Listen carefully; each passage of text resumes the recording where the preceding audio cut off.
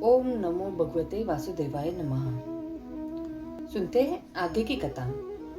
सुत जी कहते हैं, विदुर जी तीर्थ यात्रा में महर्षि मैत्रेय से आत्मा का ज्ञान प्राप्त करके हस्तिनापुर लौट आए। उन्हें जो कुछ जानने की इच्छा थी वह पूर्ण हो गई थी। विदुर जी ने मैत्रेय ऋषि से जितने प्रश्न किए थे उनका उत्तर सुनने के पहले ही श्री कृष्ण में अनन्य भक्ति हो जाने के कारण वे उत्तर सुनने से उपराम हो गए। शौनक जी अपने चाचा विदुर जी को आया देख धर्मराज युधिष्ठिर, उनके चारों भाई धृतराष्ट्र, युधिष्ठिर, संजय, कृपाचार्य, कुंती, गांधारी, द्रौपदी, सुभद्रा, उत्तरा, कृपी तथा पांडव, परिवार के अन्य सभी नर नारी और अपने पुत्रों सहित दूसरी स्त्रियां सबके सब बड़ी प्रसन्नता से मानो मृत शरीर में प्राण आ गया हो ऐसा अनुभव करते हुए उनकी अगवानी के लिए सामने गए। यथा योग्य आलिंगन और प्रणामादि के द्वारा सब उनसे मिले और विरह जनित उत्कंठा से कातर होकर सबने प्रेम के आंसू बहाए। युधिष्ठिर ने आसन पर बिठाकर उनका यथोचित सत्कार किया। जब वे भोजन एवं विश्राम करके सुख पूर्वक आसन पर बैठे थे तब युधिष्ठिर ने विनय से झुककर सबके सामने ही उनसे कहा। युधिष्ठिर ने कहा, चाचा जी, जैसे पक्षी अपने अंडों को पंखों की छाया के नीचे रखकर उन्हें सेते और बढ़ाते हैं, वैसे ही अपने अत्यंत वात्सल्य से अपने कर कमलों की छत्र छाया में हम लोगों को पाला पोसा है। बार बार आपने हमें और हमारी माता को बीज दान और लाक्षागृह के दाह आदि विपत्तियों से बचाया है। क्या आप कभी हम लोगों की भी याद करते रहते हैं? आपने पृथ्वी पर विचरण करते समय किस वृत्ति से जीवित निर्वाह किया? आपने पृथ्वी तल पर किन किन तीर्थों और मुख्य क्षेत्रों का सेवन किया? प्रभु, आप जैसे भगवान के प्यारे भक्त स्वयं ही तीर्थ स्वरूप होते हैं। आप लोग अपने हृदय में विराजमान भगवान के द्वारा तीर्थों की भी महातीर्थ बनाते हुए विचरण करते हैं। चाचा जी, आप तीर्थ यात्रा करते हुए द्वारका भी अवश्य ही गए होंगे। वहाँ हमारे सुहृद एवं भाई बंधु यादव लोग, जिनके एकमात्र आराध्य देव श्री कृष्ण है, अपनी नगरी में सुख से तो है ना? आपने यदि जाकर देखा नहीं होगा तो सुना तो अवश्य ही होगा। युधिष्ठिर के इस प्रकार पूछने पर विदुर जी ने तीर्थों और यदुवंशियों के संबंध में जो कुछ देखा, सुना, अनुभव किया था, सब क्रम से बतला दिया। केवल यदुवंश के विनाश की बात नहीं की। करुण हृदय विदुर जी पांडवों की दुखी नहीं देख सकते थे, इसलिए उन्होंने यह अप्रिय एवं असह्य घटना पांडवों को नहीं सुनाई, क्योंकि वह तो स्वयं ही प्रकट होने वाली थी। पांडव विदुर जी का देवताओं के समान सेवा सत्कार करते थे। वे कुछ दिनों तक अपने बड़े भाई धृतराष्ट्र की कल्याण कामना से सब लोगों को प्रसन्न करते हुए सुखपूर्वक हस्तिनापुर में ही रहे। विदुर जी तो साक्षात धर्मराज थे। मांडव ऋषि के शाप से ये 100 वर्ष के लिए शूद्र बन गए थे। इतने दिनों तक यमराज के पद पर अर्यमा थे और वही पापियों को उचित दंड देते थे। राज्य प्राप्त हो जाने पर अपने लोकपालों शरीर के भाइयों के साथ राजा युधिष्ठिर वंशधर परीक्षित को देखकर अपनी अतुल संपत्ति से आनंदित रहने लगे। इस प्रकार पांडव गृहस्थ के काम धंधों में रम गए और उन्हीं के पीछे एक प्रकार से यह बात भूल गए कि अनजान में ही हमारा जीवन मृत्यु की ओर जा रहा है। अब देखते देखते उनके सामने वह समय आ पहुंचा जिसे कोई टाल नहीं सकता। परंतु विदुर जी ने काल की गति जानकर अपने बड़े भाई धृतराष्ट्र को धृतराष्ट्र ने कहा, महाराज देखिए, अब बड़ा भयंकर समय आ गया है। झटपट यहाँ से निकल चलिए। हम सब लोगों के सिर पर वह सर्व समर्थ काल मंडराने लगा है, जिसके टालने का कहीं भी कोई उपाय नहीं है। काल के वशीभूत होकर जीव का अपने प्रियतम प्राणों से भी बात में वियोग हो जाता है। फिर धन जन आदि दूसरी वस्तुओं की तो बात ही क्या है। आपके चाचा, ताऊ, भाई, सगे संबंधी, अब पुत्र सभी मारे गए। आपकी उम्र भी ढल चुकी है। शरीर बुढ़ापे का शिकार हो गया है। आप पराये घर में पड़े हुए हैं। ओहो, इस प्राणी को जीवित रहने की कितनी प्रबल इच्छा होती है, इसी के कारण तो आप भीम का दिया हुआ टुकड़ा खाकर कुत्ते सा जीवन बिता रहे हैं। जिनको आपने आग में जलाने की चेष्टा की, विष देकर मार डालना चाहा, भरी सभा में जिनकी विवाहिता पत्नी को अपमानित किया, जिनकी भूमि और धन छीन लिए, उन्हीं के अन्न से पले हुए प्राणों को रखने में क्या गौरव है। आपके अज्ञान की हद हो गई कि अब भी आप जीना चाहते हैं, परंतु आपके चाहने से क्या होगा। पुराने वस्त्र की तरह बुढ़ापे से गला हुआ आपका शरीर आपके न चाहने पर भी क्षीण हुआ जा रहा है। अब इस शरीर से आपका कोई स्वार्थ सदने वाला नहीं है। इसमें फंसिए मत, इसकी ममता का बंधन काट डालिए। जो संसार के संबंधियों से अलग रहकर उनके अनजाने में अपने शरीर का त्याग करता है, वही धीर कहा जाता है, चाहे अपनी समझ से हो या दूसरे के समझाने से। जो इस संसार को दुख रूप समझकर इससे विरक्त हो जाता है और अपने अंतःकरण को वश में करके हृदय में भगवान को धारण कर संन्यास के लिए घर से निकल पड़ता है, वही उत्तम मनुष्य है। इसके आगे जो समय आने वाला है वह प्रायः मनुष्य के गुणों को घटाने वाला होगा।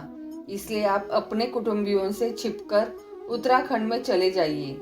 जब छोटे भाई विदुर ने अंधे राजा धृतराष्ट्र को इस प्रकार समझाया, तब उनकी प्रज्ञा के नेत्र खुल गए।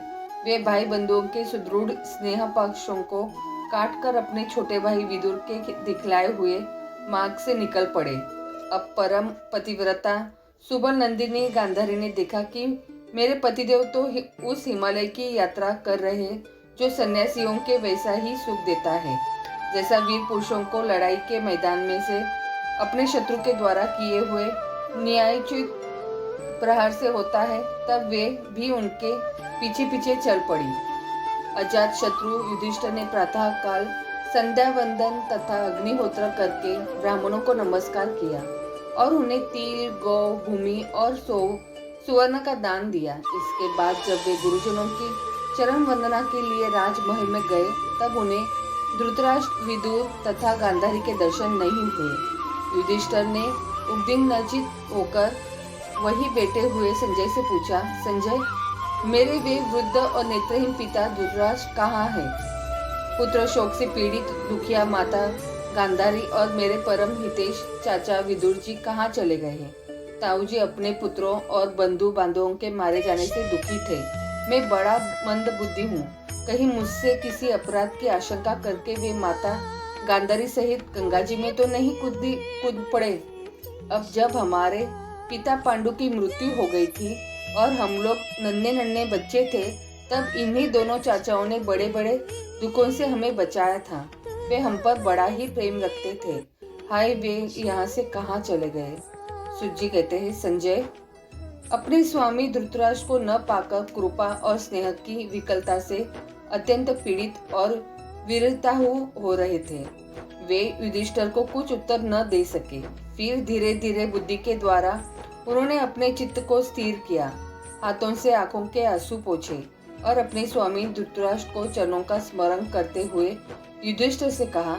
संजय बोले, कुल नंदन, मुझे आपके दोनों चाचा और गांधारी के संकल्प का कुछ भी पता नहीं है। महाभावों, मुझे तो उन महात्माओं ने ठग लिया। संजय इस प्रकार कह रहे थे कि तुम्बुरु के साथ देवर्षि नारद जी वहां पहुंचे। महाराज युधिष्ठिर ने भाइयों सहित उठकर उन्हें प्रणाम किया और उनका सम्मान करते हुए बोले। युधिष्ठिर ने कहा, भगवान, मुझे अपने दोनों चाचाओं का पता नहीं लग रहा है। न जाने वे दोनों और पुत्र शोक से व्याकुल तपस्विनी माता गांधारी यहाँ से कहाँ चले गए।